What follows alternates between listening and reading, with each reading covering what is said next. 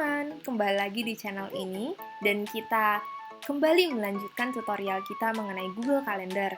Dan untuk topik hari ini adalah kita akan belajar bagaimana caranya merespon invitation, menjadwalkan ulang invitation, dan juga cara menghapus invitation atau agenda yang ada di Google Calendar kita.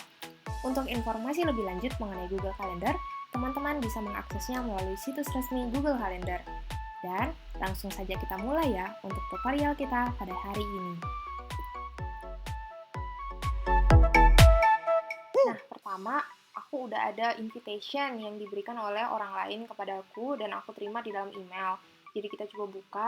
Jadi kira-kira begini ya teman-teman tampilan untuk Google Invitation, Google Calendar Invitation yang teman-teman akan terima di dalam email. Di sini ada detail-detail seperti yang sudah teman-teman buat di Google Calendar kemarin. Juga bisa melihat siapa aja guest-nya atau partisipan atau orang-orang yang diundang dalam Google Calendar tersebut. Dan di bagian agenda itu adalah agenda di dalam Google Calendar kita sendiri. Berhubung aku nggak ada agenda apapun pada tanggal tersebut, jadi hanya satu doang yang muncul. Lalu juga ada pilihan untuk menerima invitation-nya ataupun menolaknya. Dan itu ada pilihan untuk yes, maybe, dan juga no. Dan ada more options. Di dalam more options ini ada pilihan lain, yaitu untuk propose a new time, kalau misalnya kita nggak bisa di waktu tersebut, dan add note yang akan dijelaskan lebih lanjut nanti. Dan untuk di bagian description-nya, itu ada sama seperti keterangan yang sudah kita lampirkan ketika kita membuat Google Invitation. Jadi kira-kira begini ya teman-teman, tampilan Google Invitation yang akan diterima oleh orang-orang. Nah, di situ ada more details, coba kita buka. Kita akan langsung diarahkan ke Google Calendar.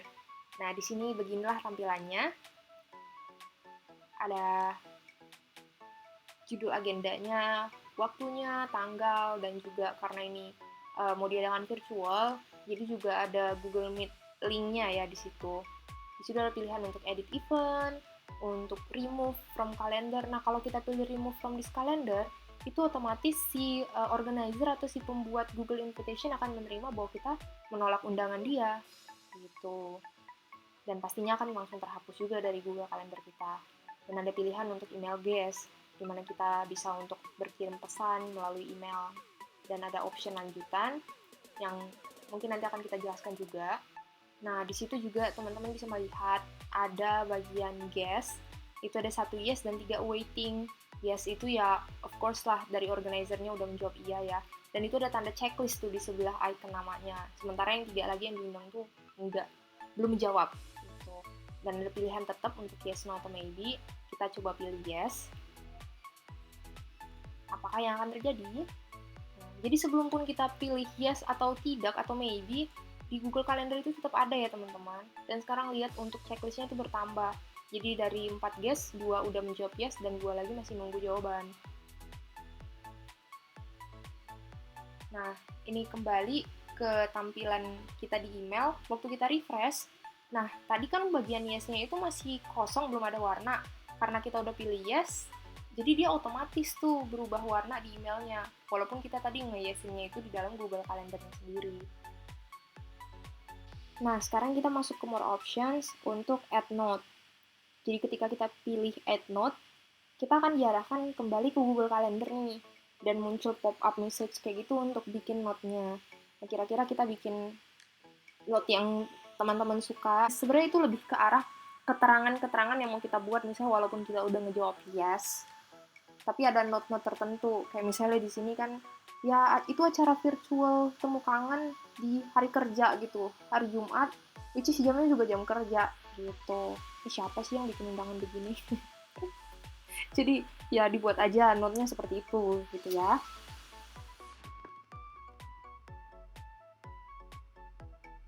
Nah, setelah kita berikan note, coba kita buka. Sekarang tuh note yang tadi aku buat muncul di Google Calendar di bawah nama aku. Dan ini tampilannya ya, kalau di tampilan si organizer atau pembuat kalender itu, jadi mereka terima email juga. Nah, kita masuk ke opsi yang selanjutnya, di more options, yaitu untuk propose a new time. Nah, jadi propose a new time itu kalau misalnya kita nggak bisa di waktu yang sudah ditentukan dan kita pengen di waktu yang lain juga, kita bisa ngajuin tuh ke si organizer-nya. Nah, jadi gini tampilannya ketika kita mau propose a new time. Kalau RSVP itu biar aja by default itu yes, artinya konfirmasi dulu sebelum acara akan hadir atau tidak. Terus misalnya kita propose untuk di hari Sabtu, which is weekend, di situ baru bisa untuk temu tangan virtual juga. Dan diganti jamnya jam 9 pagi kayaknya kurang oke ya. Jadi after lunch saja. Atau di situ bisa temu kangen sambil makan-makan. Di rumah masing-masing tentunya, karena kan acaranya virtual. Nah, terus ketika kita propose time itu kita kasih juga alasan atau optional message kayak gitu, misalnya ya kalau nggak bisa di tanggal ini mungkin di tanggal yang lain, atau kenapa kita pilih di tanggal itu juga gitu. Nah, setelah kita save, terus kita lihat eventnya yang tadi berubah. Jadi di situ ada note dari kita kalau kita nggak bisa join note yang tadi udah kita buat, dan ada proposal date-nya juga. Jadi waktu yang kita ajukan kira-kira kita bisa di hari tersebut. Nah, sekarang kalau yang pengen kita lihat dari sisi si organizer-nya. Jadi ini tampilan dari organizer ya. Jadi dia bisa ngelihat kayak gini, sama sih sepertinya pada dasarnya apa yang kayak kita lihat dan dilihat si organizer. Nah, bedanya di sini dia ada pilihan untuk review propose time. Jadi ketika tadi kita udah propose time, dia bisa review. Dia ngelihat yang kita propose itu tanggal berapa, yang kita ajukan itu tanggal berapa, dan jam berapa. Atau ini posisinya kita ya, sebagai si pembuat invitation-nya, dan ada yang orang propose time. Kalau kitanya juga udah oke, kita tinggal pilih save aja untuk menerima propose time yang tadi udah diberikan oleh teman kita atau rekan kerja kita yang propose waktunya. Nah, jadi dengan nge-save itu langsung berpindah. Tadi kan dia ada di kalender di Friday, terus sekarang udah pindah ke Saturday. Nah, dengan adanya waktu yang baru, semuanya kembali ke default, di mana yang lain belum menjawab iya, walaupun sebelumnya di email aku sendiri aku udah menjawab iya, tapi semuanya kembali lagi seperti awal. Dan kita mau coba ambil contoh nih untuk menghapus kalendernya.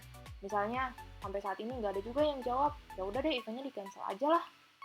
Karena nggak ada yang bisa hadir, sedih banget ya. Mau virtual nggak ada yang bisa hadir. Jadi, cancel dengan pilihan tadi, tombol icon tong sampah. Kita juga ditawarkan untuk mengirim notifikasi kepada guest-nya atau kepada teman-teman yang udah kita masukkan di calendar invitation tadi, kenapa acaranya itu di-cancel.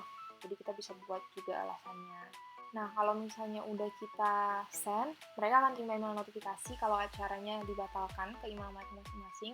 Dan di kalender si organizer-nya, event yang tanggal tersebut itu hilang. Dan kalau kita buka ke kalender kita sendiri, kita juga ngelihat kalau di tanggal tersebut eventnya juga udah nggak ada karena udah dihapus dan di-cancel oleh si pembuat acara.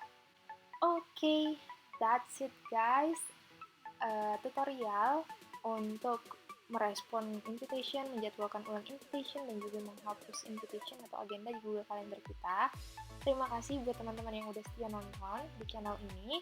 Jangan lupa support channel ini dengan like, comment, share, dan juga subscribe ya. Terima kasih.